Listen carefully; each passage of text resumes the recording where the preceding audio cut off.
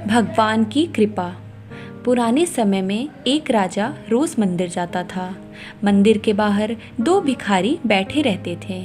एक भिखारी भगवान से कहता था कि हे भगवान, तूने राजा को बहुत दिया है, मुझे भी दे दे।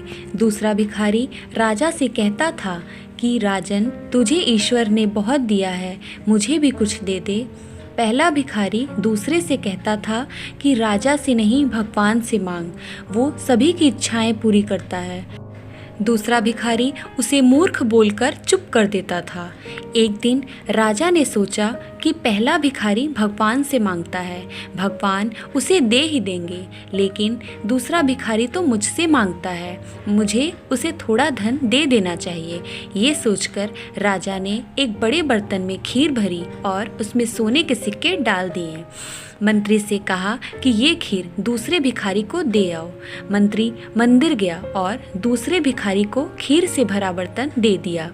भिखारी खुश हो गया कि राजा ने उसके लिए खीर भेजी है।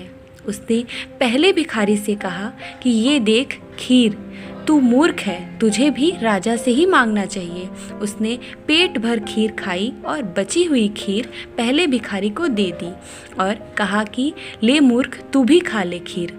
आधी खीर देकर वह भिखारी वहां से चला गया। अगले दिन राजा मंदिर आया तो भगवान से मांगने वाला भिखारी वहां नहीं था। जिस भिखारी के लिए राजा ने खीर भिजवाई थी वह वहीं बैठा था। राजा ने उससे पूछा कि तुम्हें कल खीर मिली थी? भिखारी ने कहा, जी महाराज, खीर बहुत स्वादिष्ट थी, मैंने बची हुई खीर दूसरे भिखारी को दे दी। राजा समझ गया कि भगवान ने उसकी सुन ली और उसे धन दे दिया। कथा की सीख। इस कथा की सीख यह है कि हमें भी भगवान पर भरोसा रखना चाहिए।